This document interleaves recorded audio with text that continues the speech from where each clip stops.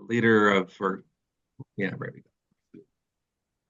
Um, Principal investigator for the Depot project, which is a 7-year initiative bringing researchers and other organizations together to sort of think through deindustrialization as a political process, and certainly today's topic on the left is an integral part of that, like how the left did or did not respond to um, the end of the post-war boom, industrial crisis, crisis in the working class, and certainly, I think we're living with the consequences today, right? And so, for any Americans in the group, my sympathies. Although I guess I can give them out to almost everyone probably. And it certainly shows, how working class votes, not in every country. I see a few here from like Scotland, right?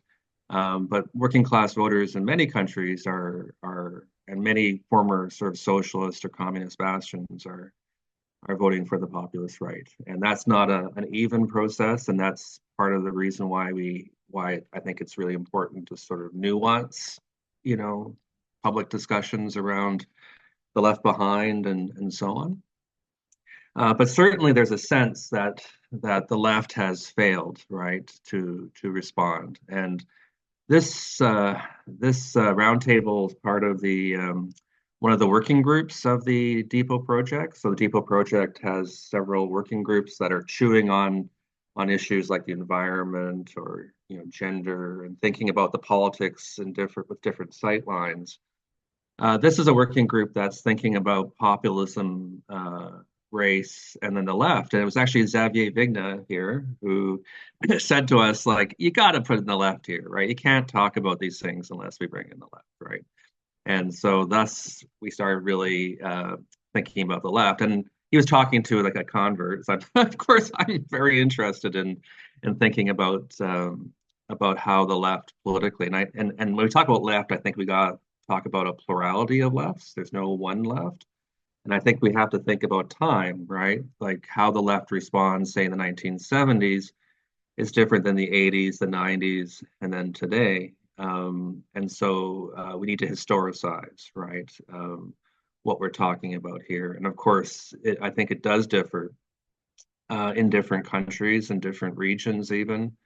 It's confluence with nationalism, right? I know several of you are looking at left nationalism or left economic nationalism from the left. Certainly that was big in Canada in the 1970s and 80s. And now we were seeing an economic nationalism of the right, right, in many countries. So we have six speakers today who are going to share a bit of their thinking and a bit of their research. Unfortunately, Marion Fontaine can't be here. She had a thing come up at work, and so she had to go with that. She has bosses too, and so she's one of our key people in the French team and one of the hosts of our upcoming conference in Paris, right, with Xavier and Pascal Ragy and others. So, and Marion Henry also. And so we have six people, and each of them is going to be speaking for 7 to 8 minutes. So, it's not a long time. It's not your typical 20 minutes that you'd see at a conference, but it gives us a taste. And what it does is give us more time to talk, right? And I see all kinds of people in the, here today, right? From a variety of countries. And so this will give us a chance again to chew on this issue together. And so it's not just limited to these 6 interventions, but I think this is a chance for all of us to sort of, just do a little bit of chewing, right, on what's happening and where is this all coming. And finally, I'll say thanks to Liam Devitt who's our main staffer who makes it all possible, right? And so he they're here to really support, and of course Liam's a historian in the field as well. Okay, well I thought we'd start with Fred Burrill. What I'm going to do is I'm going to introduce you each as you go through. And so we'll start with Fred Burrill, who is a brand new assistant professor. It's the first time I've ever seen his office. at the University of New Brunswick, where he teaches a variety of courses, Canadian history, oral history, but also deindustrialization.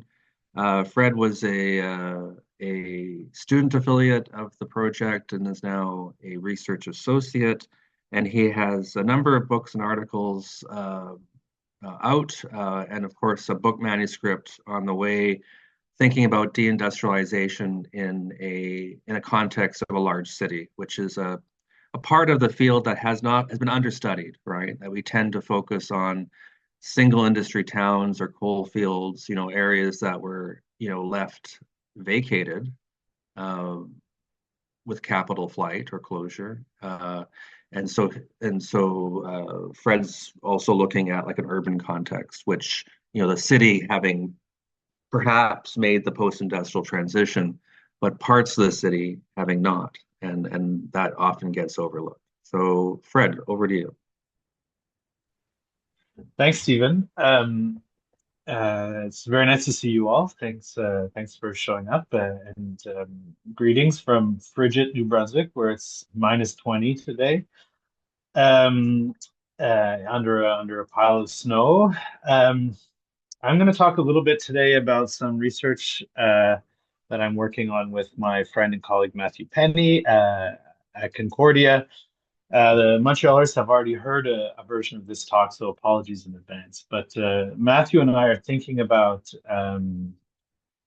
deindustrialization in Canada and indeed North America. Matthew's thinking about the evolution of modes of production in East Asia generally. And I'm, as Stephen says, historian of deindustrialization and the working class in Canada. And so Matthew and I together are trying to think about industrialization and deindustrialization in the North American context as part of a sort of a trans-Pacific world system developing since the 19th century. And it's relevant to both thinking about race and the left in North America. In the Canadian context, there has been and continues to be a tendency to understand developments in East Asia, modes of accumulation, and especially China, through a kind of an abstract lens, rather than making the effort to understand things historically and specifically as they're developing. Thinking about China, as scholar Xingquan Li put it, as the monolithic nation of China as a single unit of analysis, and the homogenizing view of the labor force as an immense pool of nondescript factory hands.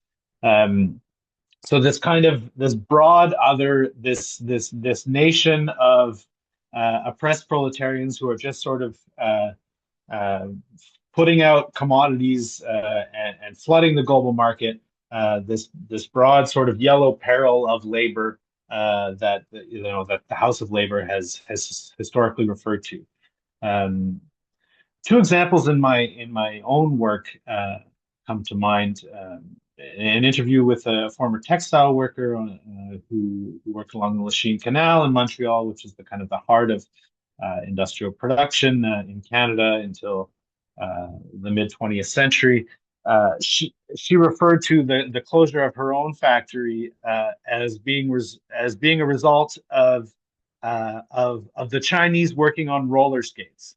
So there was this image of sort of interchangeable automaton Chinese workers flying around the factory, putting out textile and apparel faster than unionized, regulated Canadian workers could put out. And of course, this textile industry in Canada, and particularly the plant that this worker had been employed in, closed in the late 1970s, which of course, amongst other things, was because of import, cheaper import production in the Canadian and North American market. But of course, also the choice of the Canadian state to leave textile the textile industry unprotected in the move towards the development of the WTO, as opposed to auto or some other sort of male industries.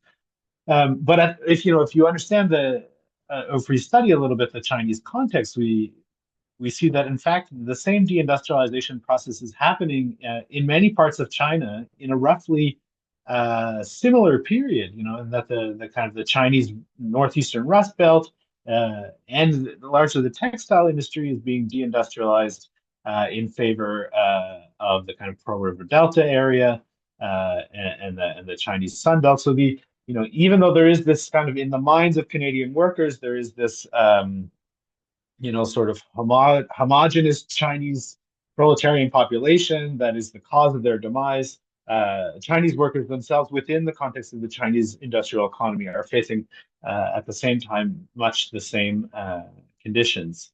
A more recent example is the controversial issue in the auto industry of the production of EVs, so electric vehicles. There has been subsidies from the Canadian state to a great extent for the kind of the big three, and I guess maybe the big five or six at this point, if we include Japanese auto of electric vehicles.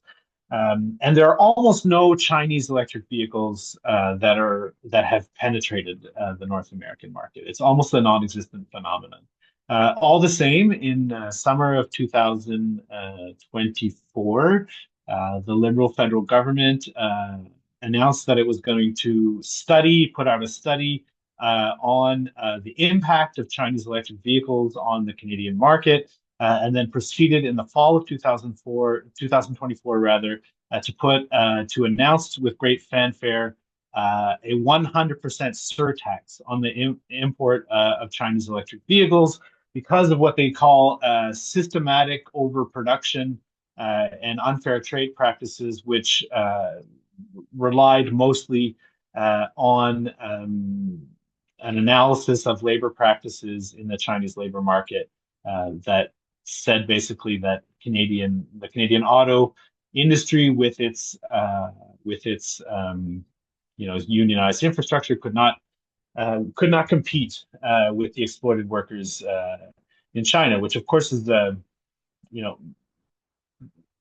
labor conditions in China vary according to industry and to parts of the country, of course, like any other place.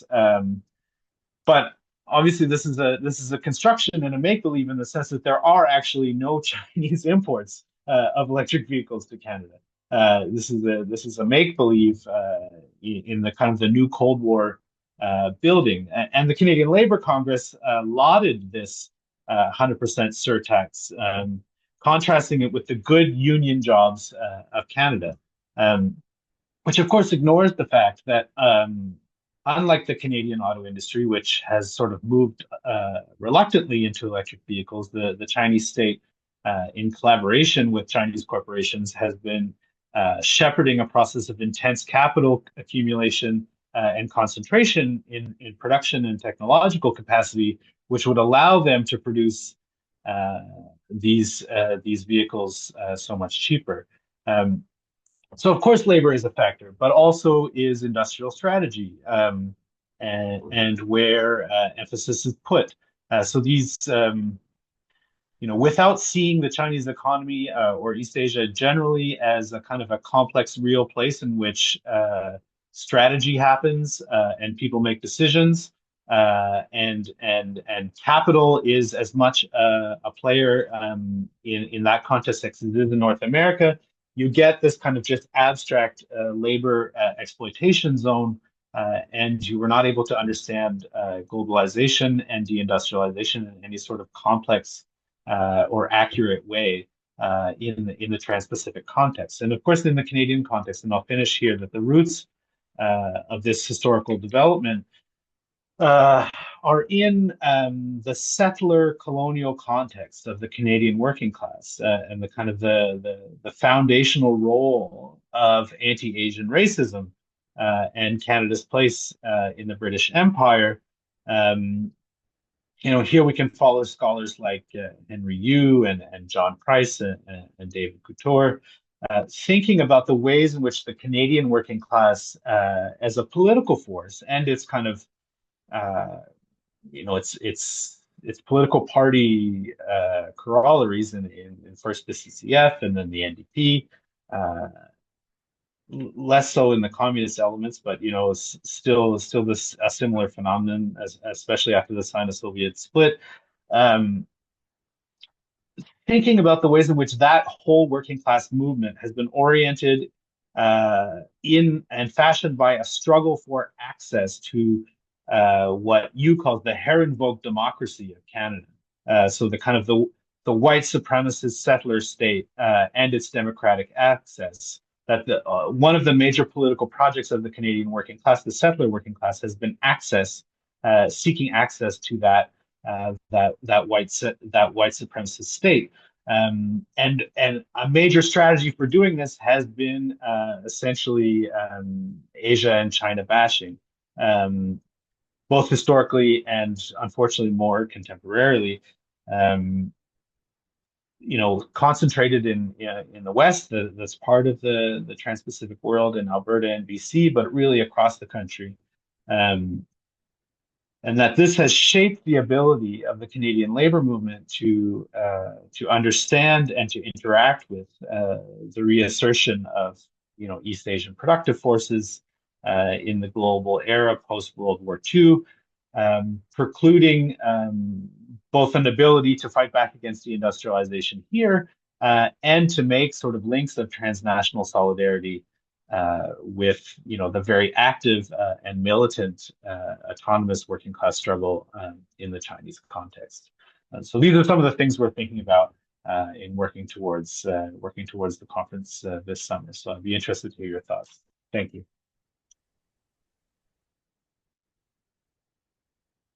Thanks so much, Fred. I think that really raises the question, like sometimes we have a very short-term thinking in terms of, politics generally. And so thinking about like longer-term structures of understanding. And here we have a case of like racial structures. And I think everything you said also would apply to the United States, and with added layers, of course. Yeah, and I'm also thinking in terms of like how the ideology of competitiveness, right? How like notions of business climate and so on, also play into this. So great stuff. So next up is Gilda Zazzara, who's one of Italy's premier labor historians. She's an associate professor of contemporary history at is it Ca' Foscari, is that right? Okay, yeah, almost. Okay. University of Venice, where she teaches labor and environmental history. She's interested in working class cultures and lives, and as well as the history of trade unions. Her main sort of focus of her research is Porto Marghera, which overlooks the Venice Lagoon. So it's the other the other half kind of thing. And don't confuse it with tourist Venice. And she's a depot co-investigator and also a public historian whose podcast series has played out on national radio in Italy. So Gilda, over to you. Thank you, Stephen. And hi, everyone. Let me try to share my slides. 1 second.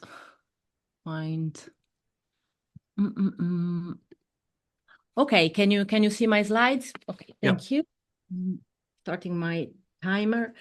Okay, well, today I'm presenting my part of a paper for the next Depot conference that I'm working on with Stephen I and Xavier Vigna, and we would like to reflect on and connect, transnationally connect 3 figures. One is François Mitterrand, the second is Jesse Jackson, and Bruno Trentin. So what do the French president, the twice defeated candidate in the US Democratic primaries, and an Italian trade union leader have in common? Well, we think they could embody 3 perspectives on the left, actually 3 different lefts, during and within what we now call deindustrialization. We would like to work mainly on the 80s when they have been at the center of their career and political story.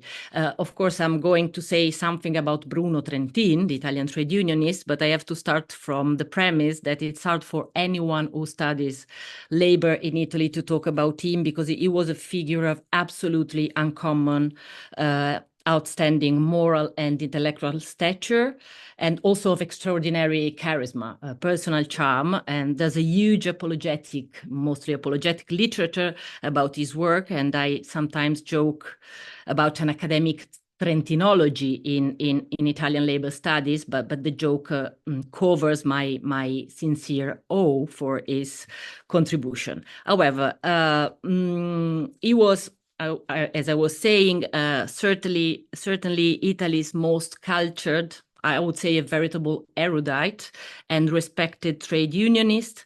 His father was an academic jurist, one of the only 12 academic professors who refused to swear loyalty to fascism. And for this, he was forced into exile in France. Bruno Trentin was in fact born in France, and French was basically his mother tongue. And at a very young age, he returned with his father to Italy to fight in the resistance, not in the communist resistance, but in a liberal socialist group. Only in 1950, he joined the Communist Party and the Communist Union, the CGIL. And in the 60s and the 70s, Trentin was the absolute leader of the metal workers in a cycle of struggles with astonishing results in terms of wages and workers' rights. And one of the rights I would like to stress here is the rigidity of the workforce with respect to the demands of the companies. His election as National Secretary in 1988 was truly a symbolic moment. Trentin replaced Antonio Pizzinato, who was a leader of proletarian origin, an orthodox communist, representing blue collars' resistance to class unmaking, to put it briefly. And in the history of the CGIL, he was the first leader from a bourgeois background. Just a few words about his program of self-reform of the union. We should shift from a union based on class to one based on the concept of person. No time for this, but person here as a very thick philosophical meaning. It's not the individual, comes from French personalism, from equality to freedom, where equality was intended as the redistribution of wealth granted from the state, and freedom was conceived as the right to self-realization at work. And again, from the right to whatever work, whatever job, to employability. For the contribution and for the future article, maybe my intention is to explore how his perspective on the future of work changed from the late 70s, as that changed radically. So what does Trentin say about deindustrialization? Well, he almost never used the word, as the word was not available yet in the political lexicon. He used to talk about productive restructuring or reconversion. But if in the 70s he talked of a capitalist restructuring, in the 80s he starts talking about the problem of managing restructuring processes. Well, and for him in the 80s, the scale of the problem was Europe. Trentin was a personal friend and a strong supporter of the project of Jacques Delors, president of the European Commission and former minister of Mitterrand, the man who did the single European, who created the single European market. So they thought that in order to manage deindustrialization, it was necessary to avoid competition among European workers, to build a new solidarity among them through a veritable European trade union, able to bargain plans of reconversion and retraining at the European level. And basically, for both of them, the Maastricht Treaty in 1993 will mark the defeat of their project and of what Delors used to call the European social dialogue. Well, Trentin's life as trade unionist ended in 1994 in the midst of a devastating financial and political crisis. It was also the year in which Berlusconi won the elections, but his political story continued as European deputy. And the most mature fruit of his intellectual reflection, which also completed his shift, his abandonment of communism and return to his libertarian socialist origin, is the book The City of Labor, that has been translated recently into French, not into English, unfortunately. And it's a really interesting and dense book where he fiercely attacks the Western left for its failure to accept the end of Fordism.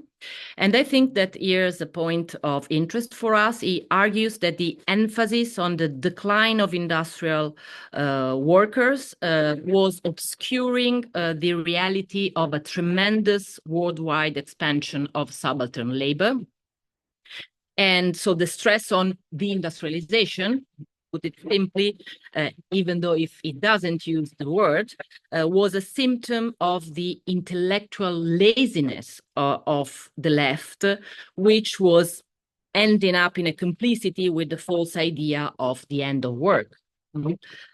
So my last comment to conclude, I think that Trentin was in a sense in a hurry to get rid of the old Fordist working class. He thought it was inevitable that it would disappear. And in this sense, he contributed to the abandonment of manual labor by the left. But I also think that his criticism was not irrelevant, and it still challenges both the unions in the present, but also us as the industrialization scholars. Thank you.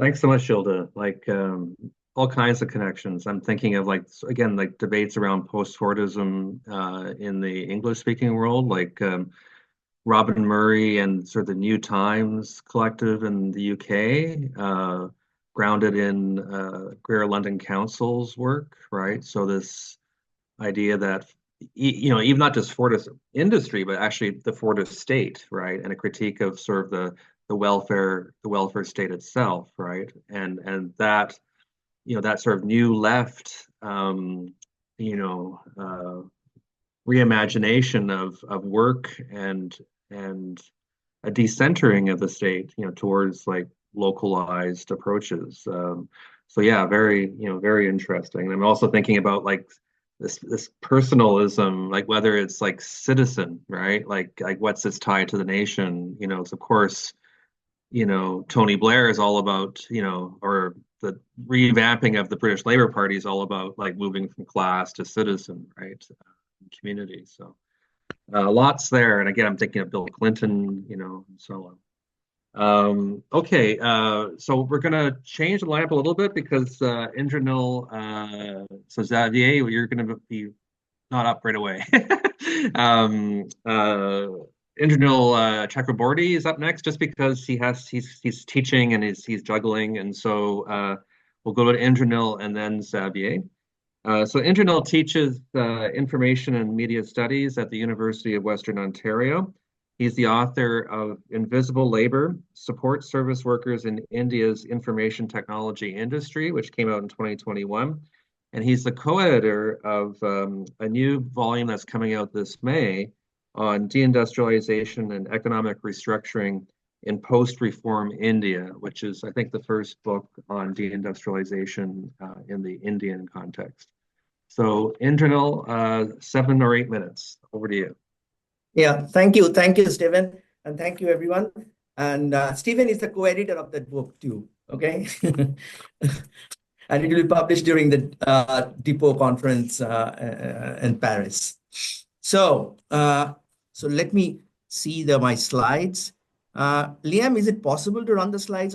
I don't know. I've made you a co-host, so you should be able to. Okay. Sure. Okay. There we go. Okay. Yes. So the title, In the Labyrinth of Industrial Developmentalism, evokes the maze of pathways that South Asian communist parties navigated to foster the development of their post-colonial nations.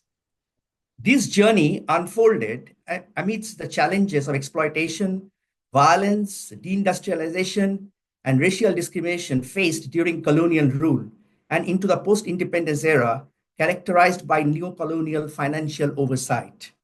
The entry point of this pathway was a vision to establish a socialist, industrially developed nation state.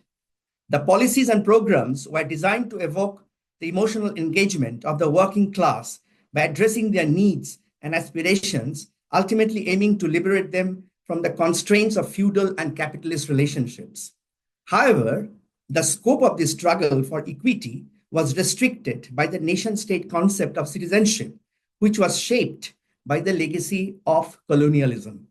As productive forces are inherently global, nation-centric industrial development programs often confront challenges of global capital regarding productivity and cost. Capital transcends national borders, ethnicities, and religious identities. It seeks out the cheapest productive labor, often at odds with the developmental agendas of populist politics that represent the interests of the poor and laboring classes. This contradiction is intricate and multifaceted.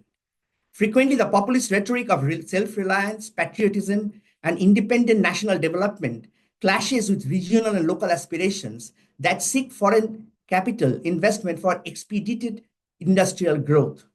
This dynamic promotes a vision of fast cars and sleek high-rise condos instead of a growth path that would create a more equitable society.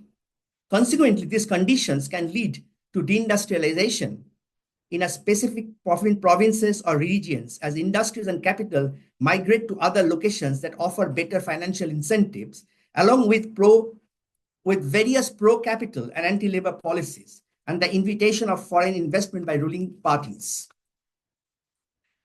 So what's happening is, we'll go to this next slide, where in 2024, Sri Lankan presidential election was a turning point in the country's political landscape. It was a breath of fresh air for the left in the South Asian politics struggling to counter the hegemony of global capital. Onura Kumara Dissanayake, the leader of the Marxist Party, Janata Vimukti Peruma, or People's Liberation Front, with its bold promises of reform, industrialization, social justice, and economic revival, captured the hearts of a nation desperate for change. The left populism of JVP stands in contrast to the right-wing populism of free market and foreign capital injection to make Sri Lanka a hub of global capital. This is once more a replay that happened several times in the past. In the last few decades, in other South Asian countries, both at the provincial and national levels. Nepal today is ruled by a coalition of left and communist parties. Often these parties have fractious relationships, and one of the largest communist parties in the world, the Communist Party of India, Marxist, CPIM, from time to time were in power in important provinces like West Bengal and Kerala. It still rules Kerala, one of the most developed states in India in terms of the Human Development Index. More than the percentage of votes, the Communist parties still have the power to mobilize a large section of the subalterns in the subcontinent.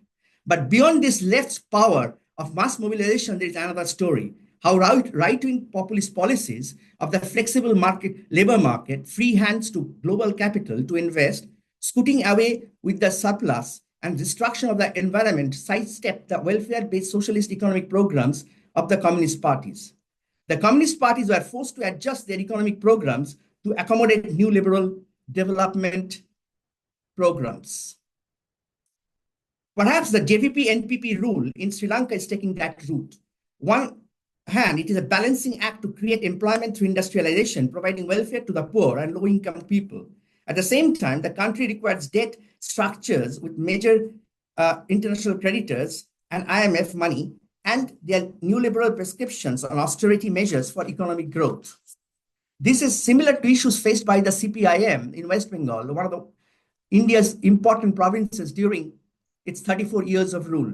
The economic and political contingencies and necessities related to the growth and development of the Indian nation state shaped the CPIM's programmatic reform. The party initially emphasized the providing relief to working class people and peasantry, opposing the model of industrialization driven by big corporations. The CPIM-led government gradually adopted an industrial policy that invited significant Indian and foreign capital in West Bengal. This signaled a crucial ideological shift from the state party-based ideology to a state party market schema. Though the wealthy farmers were ready to sell the land as farming was becoming less attractive, the sharecroppers and daily industrial laborers were not prepared to leave the land for one-time compensation, but land is required for industrialization. Their resistance challenged the party's intention to facilitate the transition from agriculture to industry. In 2011, the left was dislodged from power in West Bengal, and in 2021, it failed to win a single seat in 244 West Bengal assembly seats. In this, the socialist political imagination of turning a developing nation into a prosperous country, promising a people's government a political agenda, calls for national development through industrialization led by state intervention. Their program for development calls for developing productive forces against the stifling domination of foreign capital and international agencies like like World Bank and IMF, and underdevelopment that would lay the base for an advanced industrial nation with a self-reliant economy. In the 60s and 70s, the import substitution-led economic growth caters to the popular patriotic aspiration of a developed industrial nation that stands on its own feet to end the inequality and poverty.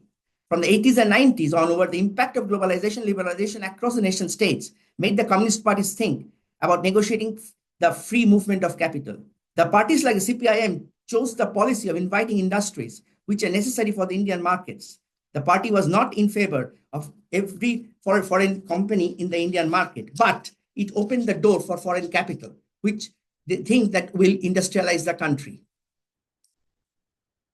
The Indian government's new liberal policies opened the economy to foreign capital and allowed Indian entrepreneurs to join the global economy.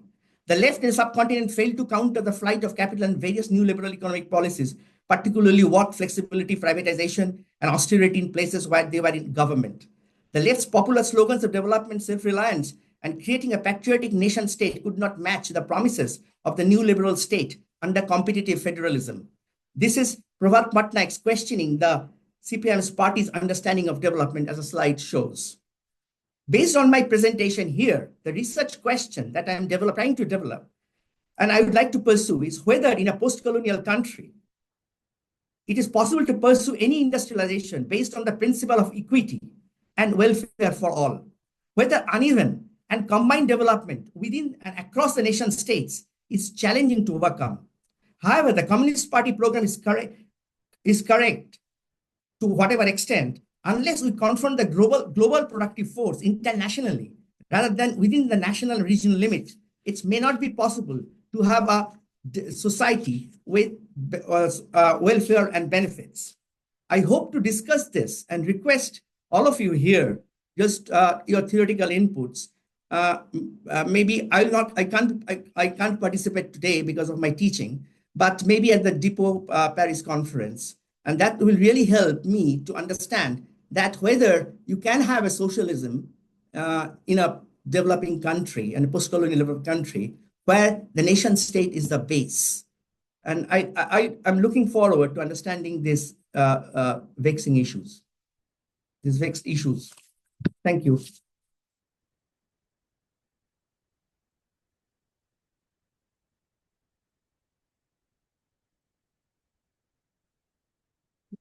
Thanks so much, Indranil. Yeah, and I think the West Bengal example is really interesting because it's not just about a national government, but it's also what does the left do when they're in power at a provincial level, right, or a subnational level. What can they do if the federal state if your country has a federal model, goes one way, right? Embraces globalization like India did in the 1990s. Yet you have a left government, right? And I certainly think, like in Canada, that was a big issue, and I could sort of see this also being an issue in other places. So thank you very much. So next up, we have Xavier Vigna, who is a professor of contemporary history at the Université de Paris-Nanterre, where he's a member of the IDES, is it IDES? DHS. Yes, yeah, Laboratoire. He is one of France's premier labor historians, having published many, many books. I'm not going to list them all because that would take up the whole time. He co-edited with Marion Fontaine a special issue on deindustrialization of 20e-21's Revue d'Histoire, formerly 20e siècle, which is a great special issue on the field and a great introduction to the field in France. So Xavier, over to you. Thank you, Stephen. You will find some links with Gilda intervention, of course. Mm. In January 1984, Jean Auroux, who had been Minister of Labor, sent a long memo to the President of the Republic, François Mitterrand, entitled Note for Left-Wing Economic and Social Management of Industrial Change in France. At this time, the government was faced with numerous difficulties, particularly in three sectors: steel, shipbuilding, and the car industry, with companies accumulating deficit and/or violent industrial disputes. Other sectors were also in serious crisis, particularly coal, printing, machine tools, and tires. It was a moment of truth for the left. What I am about to say is based on the archives of François Mitterrand collaborators, but still needs to be completed. The situation corresponding to a severe industrial crisis that was spreading, including to industries that were thought to be solid, such as the car industry. The government, led by Pierre Mauroy, was a combination of socialist and communist parties. Faced with this crisis, it was clear that for Mauroy and for Mitterrand, it was a major issue that the government was very concerned about. This problem was called industrial restructuring or industrial reconversion, but not deindustrialization. This indicates from the outset some of its objectives. Companies had to be reduced in size to take account of the difficulties, and there had to be a move towards other new industries. But there was no abandonment of industry until 1984, contrary to what I thought. In order to act, the authorities had old tools at their disposal and acquired new ones. The old tools were above all the CIASI, Comité interministériel pour l'aménagement des structures industrielles, created in 1974, which became the CIRIM, Comité interministériel de restructuration industrielle, in July 1982. It was senior civil servants who decided on aid for companies in difficulty. A partial estimate showed that between May 1981 and February 1984, this committee dealt with 440 cases, safeguarding 165,000 jobs. Some companies received massive amounts of aid over several years. The new tools were the nationalization of 8 industrial companies as well as banks, so that the government could encourage financial supports for groups in difficulty. On the other hand, the government couldn't do everything because it had to take account of the constraints imposed by the European Economic Community, and in this context, the European Commission monitored aid to companies very closely to avoid distortion of competition. Within this framework, there was clearly an industrial policy and an employment policy to deal with the problem. For the moment, I have identified 5 points. First, recovery plan to support 2 traditional industries, the textile industry and for machine tools. In the textile industry, for example, companies were to be given 3.7 billion francs in aid through a reduction in employer contribution. In exchange, they had to invest and modernize their factories. Second, support for research and high-tech industry, in particular with a tax incentive for long-term conversion. But obviously, this did not concern the same workforce and did not have the same impact on employment. Three, massive support for workers made redundant to avoid collapse and for fear of violent protests. Four, in this context, immigrant workers were isolated. In 1977, the right-wing government wanted letting immigrant workers leave in exchange for 10,000 francs. In 1983, this scheme was partially taken again for workers, in particular for car plants in the Paris region, where the government proposed greater assistance for reintegration in the countries of origin. In short, immigrant workers were foreigners who could return home. 5. Regional action in the hardest hit areas.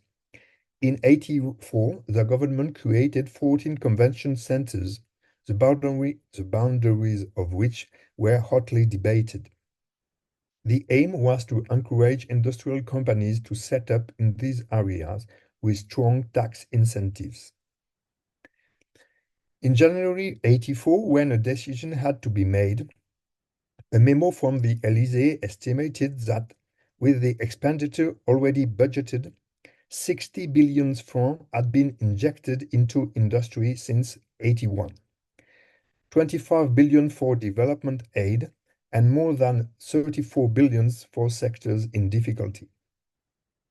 These large sums show that there was really a test plan for the left in power at this time.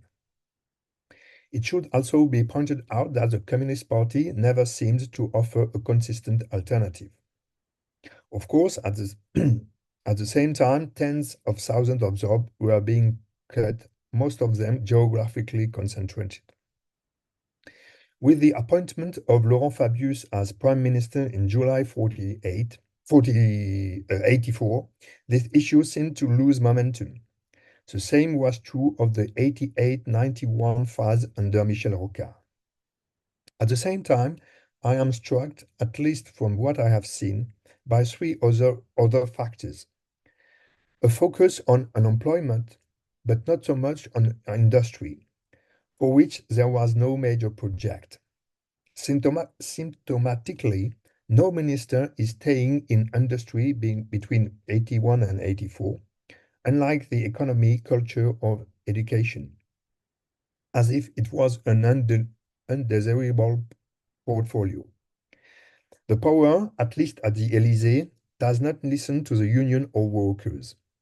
Yet, there was an advisor in charge of this issue, Jeannette Lahaute, who came from the CFDT trade union. In a March 1983 memo, she proposed transforming the working condition in industry, but was politically ignored. And all these issues were managed without any real consultation with the worker or the trade union concerned. And at the same time, therefore, there was probably little awareness of what was at stake and of the decline that was taking place. They looked at a few social experiments abroad, notably the Cassa Integrazione in Italy, but they still thought largely within a national framework. And here again, there is a striking contrast with what was happening from 1988 onwards, when Mitterrand news advisors were systematically thinking about industry in a European context against Japan and the United States.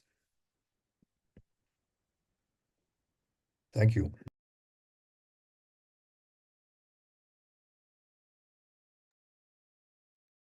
Thanks so much, Xavier. It's such an important moment. I know even in the Canadian context, people pointed to the Mitterrand government, especially in terms of its U-turn, right? When they backed away from nationalization and were disciplined by the international markets, essentially. And as sort of like, the last gasp of sort of economic nationalism, right? So for other countries, this moment became like a counter example, right?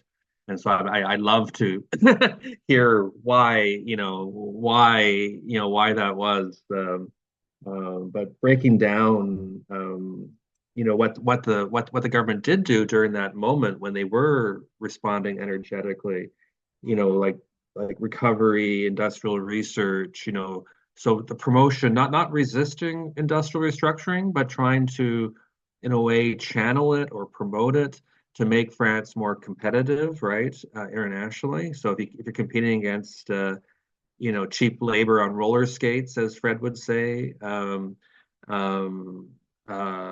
the response is to automate, right, to replace workers in order to be competitive. And so we see that, I think, we see that in North America as well. And so I think that's interesting. But the point that was really new to me was the immigration component. And so that piece, I love to hear more later on. Okay, well let's move on to back to Italy and Manuela Vinai, who's a postdoctoral researcher at the University of Turin, and she has a new postdoctoral fellowship just starting, right? And so she's rocking. She's an anthropologist by training, and her work focuses on Biella, a region that is grounded in textile. And she's a specialist in sort of this region, but also the textile industry, and bringing sort of gender into the mix. And one of the great things about what I'm seeing in Depot is that we are sort of expanding our horizons beyond steel, auto, mining, right, and making wider connections to other industries that have different timelines and different geographies. And so, Manuela, over to you. Okay, I share.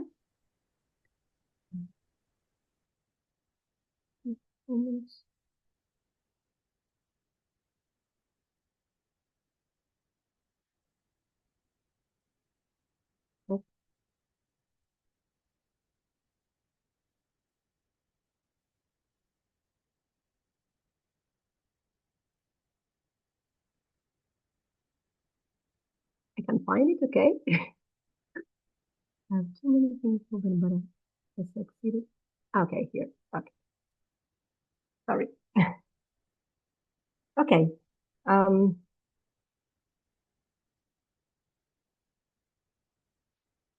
Okay, currently I am conducting this ongoing research. The presentation of today has this title, Textile Labor Landscapes, a comparative analysis of trade union responses in Biella, Prato, and Schiottiene Valdagno. So these are the three districts that where I'm conducting my research by now. Biella in the northwest of Italy, Schiottiene Valdagno in the northeast, and Prato in the center of Italy. So I have this, I was saying, this ongoing research project in the Biella area, supported by extensive fieldwork, but I also have 2 short stays in Valdagno and Prato, where I conducted interviews in union contexts. And additionally, I conducted an observation in Prato during a moment of particular urgency in union activity. Just to be clear, they had been organizing a picket for several weeks and had requested reinforcement for its management, so especially considering the winter and rainy period. And I decided to join them. And contrary to what I expected, actually, I had the chance to share their satisfaction for the signing of agreements requested by the union to the company. So therefore, I didn't sleep with them outdoors in the gazebo, but participated in dismantling the picket, and later being hosted by some of them and sharing the activities of the following 2 days. But I also participated in a conversation between union representatives and anthropologists during a workshop. We organized this opportunity for dialogue involving a union representative from Biella, 1 from Prato, 2 from Messina in Sicily, where the workshop was hosted, and an anthropologist from a research center for epidemiology, and several labor anthropologists and medical anthropologists. So this is how I've built my data so far.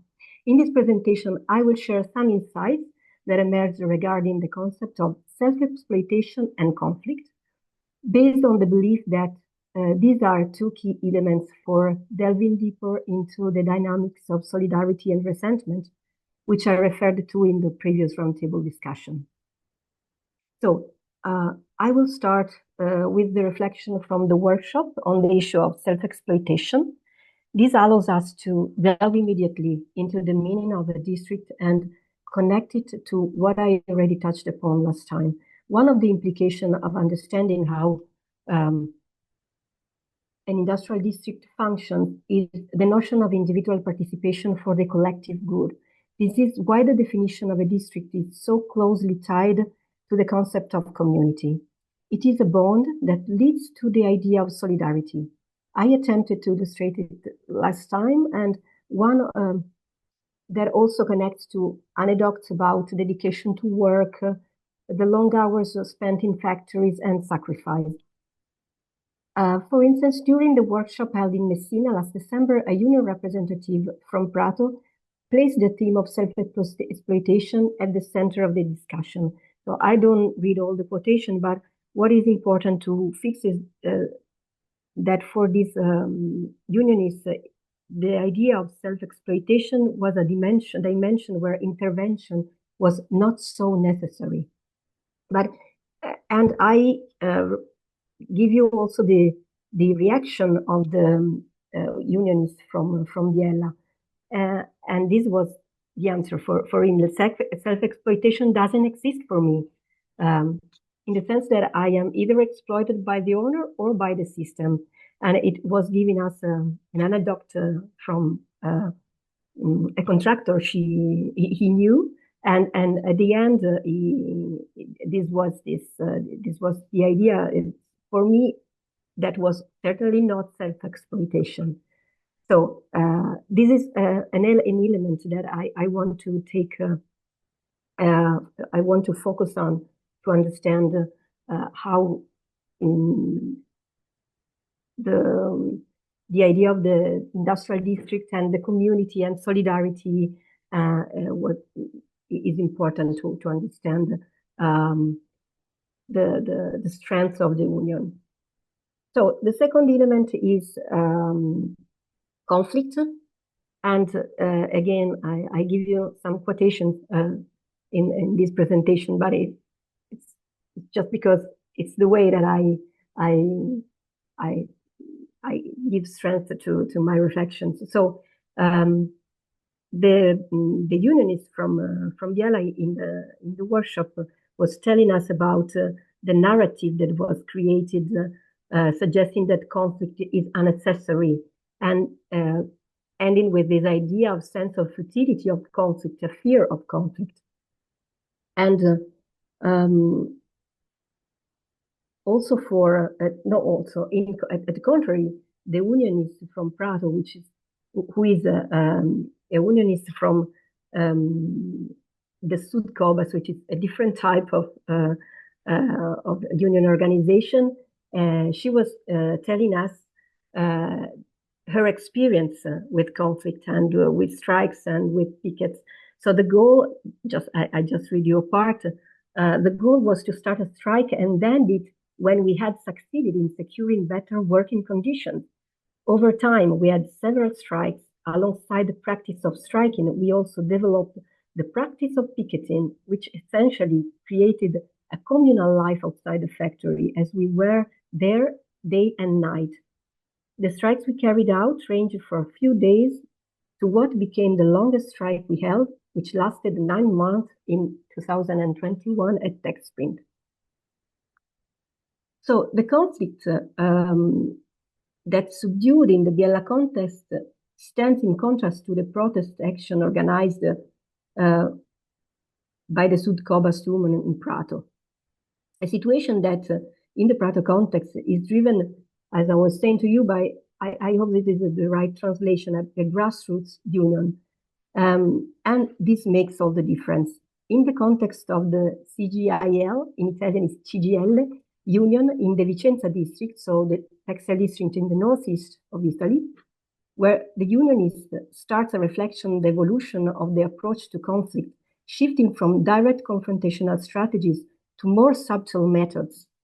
He highlights the importance of the district aspect, meaning the territorial and cultural context, referring to local cultural attitudes towards labor conflict, pointing to a sort of balance between traditionally closed-minded mentalities and openness, as well as the presence of delicate dynamics regarding worker-employer relationships. In the case of the Vicenza district, I had the opportunity to conduct interviews with union delegates within the companies. And here the approach to conflict seems to be more direct, bringing to light various elements of dissatisfaction regarding the management of the company's organization. And these are some quotations from these interviews. So I don't read every one of this, but okay, when we lose the we, what happens? So the idea that there is still a we that they can still belong to, and so while the approach of the CGIL unionists in all the three districts embraces a conciliatory stance towards conflict, even the unionists in Prato, not the one from Sud Cobas, but the CGIL Prato unionists, where there is a combative, as I was saying, where there is a combative grassroots union, the CGIL position reflects an analysis of an economic crisis and industrial transformation, where conflict primarily manifests in negotiation to prevent layoffs, secure social welfare benefits, and defend workers' rights. And it also reflects fragmentation. So I will conclude with this quotation. When, for example, you find yourself in a conflict situation, you do it, as I said before, company by company. It's not like if your company is struggling, you go on strike with this company, and it's not that the whole district moves.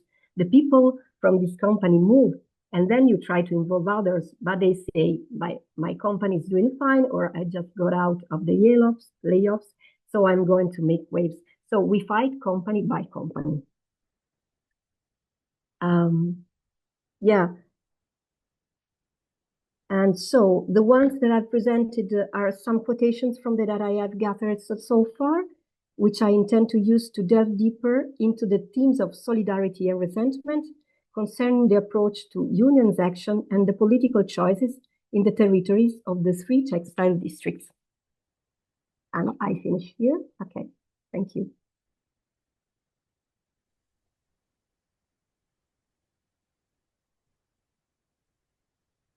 Thanks so much, Manuela. I think, you really pinpointed a key issue around sort of, this tension between like conflict and, more consensual approaches or a quest for consensus, right? And the sort of the question of the we, the new, and if you shift from like a class-based way of understanding the world based on struggle, which is inherently around conflict, to a mode where you're thinking about citizens or persons or community in sort of a Anglo-Saxon kind of way, then it's sort of submerging conflict, trying to find consensus even when the other side is at war with you, right? And I think we see a lot of that, this notion of like bipartisan responses in the face of, sort of capital, in the face of struggle, right? And I see this certainly in the Canadian context, but also the US context. And I also like the fact that you're really grounding it in unions. So when you talk about the left, it's not just like electoral left, but if you think of like there's electoral, right? We see that, for example, with Xavier's talk, right? We see it in terms of the union movement, several, right? Gilda and so on. But also, I think in the next talk, we'll also think in terms of like social movements, right? And so the left, has is not unitary. Like we were talking about how there's many lefts. That's ideological for strains, but also there's, I think different, manifestations or I don't want to say venues, but like different spaces for what's going on.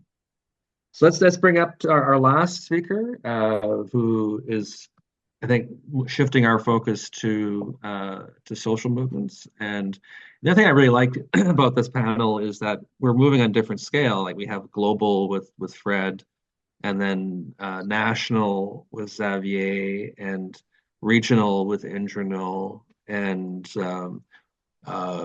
local / union local or municipality with Manuela. And so each of these levels also reveals different things. So Graham is a PhD student at Concordia University, a Depot Fellowship holder. His PhD is focusing on the relationship between deindustrialization and gentrification processes. So dispossession, displacement in, again, an urban context. He's focusing on Mile End neighborhood of Montreal. He just finished his comprehensive exam. For those of you not in North America, that's a huge hurdle, like a two-year trial. And so congratulations, Graham. And this paper is sort of thinking more broadly about I think social movements and bringing in more, I think, the issues of migration, race into this conversation. So Graham, please. Great, thanks, Stephen, and thanks everyone. It's really wonderful to have this space to think through these things together, especially with the sort of different focuses that we all have. I'm just gonna share my screen for this PowerPoint I made, and then presentation. Is that visible yet? Shortly. There's a little. There you go. Yeah. Okay. So yeah, I guess yeah, as Stephen said, like I'm interested in sort of thinking through these questions in the context of leftist social movements that are outside of the sphere of formal electoral politics. And of course, there's lots to talk about in terms of the interchange between those two things. And I think in terms of the sort of question of right-wing populism as well, I'm interested in thinking about social movements that are more grassroots on sort of both sides of that spectrum. And I guess for this, I'm thinking a fair bit about sort of how different social movements sort of like define what their subject is, or what the sort of the key issues or identities around which that they're mobilizing, especially sort of in the wake of deindustrialization, neoliberal globalization, and the collapse of a lot of the traditional political power of the labor movement, and just thinking through what it means to say the working class today, right? So I think relevant to lots of us. Lots of our work. So what I'm going to be looking at is the Canadian migrant justice movement over the last 20 years or so, but specifically this mobilization that happened in 2005, which was a march of 7 days from Montreal to the Canadian Parliament buildings in Ottawa, that I actually went on. And the Solidarity Across Borders movement is something that a number of people that we all know who are in the room right now have been involved in various capacities. And I think it's just a really key moment to think about ways to both be building new political constituencies and also to be countering some of the anti-immigration rhetoric of the rising far-right movement. So I'll just try to situate my thinking real quickly. Sorry for the big quotes. I just think that it's really important for us to be understanding a lot of this new question of populism as a response to the sort of political crisis of neoliberalism, right? Like not just the political economy of neoliberalism, but the sort of crisis of political legitimacy that we found ourselves in. And I think Wendy Brown does a good job of talking about this, as does Nancy Fraser. Won't read these big quotes, but basically I think that these authors both use Gramscian ideas of hegemony. That is like the sense that a ruling bloc or a ruling class will arrange sort of social power around a certain kind of common sense. And that the maintenance of that common sense is really important to keeping political power in place. And I think a lot of what these authors are talking about is how that common sense of neoliberalism that's been in place for several decades now is starting to collapse as the sort of political avenues for participation seem to be disappearing for people as people's quality of life continues to decline, right? And I think for us, it's important to think not just about how to respond to the rise of the right, but how to respond to the crisis that gives rise to the right, right?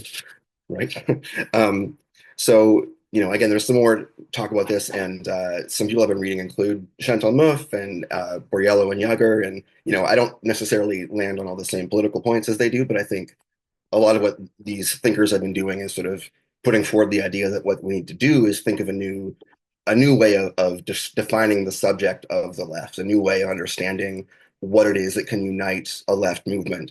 And I think, a lot of us sort of struggle on that question of, if we're talking about reconstituting a left populism or a progressive populism, that idea of the people can potentially really flatten the differences between different sort of struggles, and it can erase a lot of the material social position differentiation that happens, and that can be a really big stumbling block. But I think that, in conversations with Depot over the last couple of years, we're talking a lot about how we can speak both to workers engaged in waged productive labor, but also those engaged in non-waged labor, reproductive labor, people who have been rendered surplus by the political economy of neoliberalism, this question of lumpenization. So I think we've been having a lot of these conversations about what the new we can be and what it can be that we can mobilize around, right? So Solidarity Cross Borders, it's a coalition that came together in 2003 that was tying together about a dozen different self-organized refugee and migrant groups in Montreal, including also community centers, the Immigrant Worker Center that some of us have done work on. But there was sort of self-organized groups of Palestinian refugees and Algerian refugees, and then also a number of solidarity activists who were coming from anti-globalization movement, anti-capitalist movements in the late 90s, early 2000s. And for me, one of the things I think is really interesting is sort of that moment of like the shift from the sort of anti-globalization moment that was naming neoliberalism, it was naming international political institutions and neoliberal policies as the sort of enemy. And there was a shift, I think, that we can see towards more localized activism and more localized community-based organizing, which I think is really important for thinking about in terms of this question of the subject, right? So what you're looking at is just this beautiful newspaper that was made as a popular education tool around this march. Forgive me for more big quotes. I won't read through these because I don't have time, but basically like a core message of Solidarity Cross Borders was to critique the way that neoliberalism is all about the free movement of capital, the free movement of commodities, but especially after 9/11, we saw increasing, very violent control measures to stop the movement of people across borders. And it felt really important to a lot of us to think of that also in terms of a means of disciplining labor forces, right? And a means of rendering certain kinds of labor within the global north more susceptible to various kinds of exploitation, right?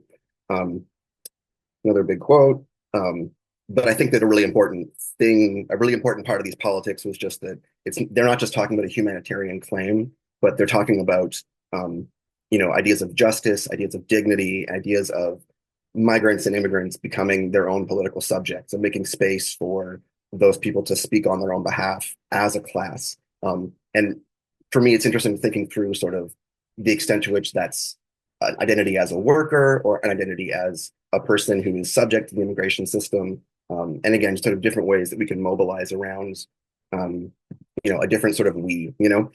And again, I just think that it's important for us thinking about deindustrialization, thinking about the international division of labor that's come in the wake of all this industrial restructuring, to also think about how labor within global north countries are continually disaggregated and divided by things like immigration status, as well as race and gender and many other sort of social hierarchies that we're all sort of working on.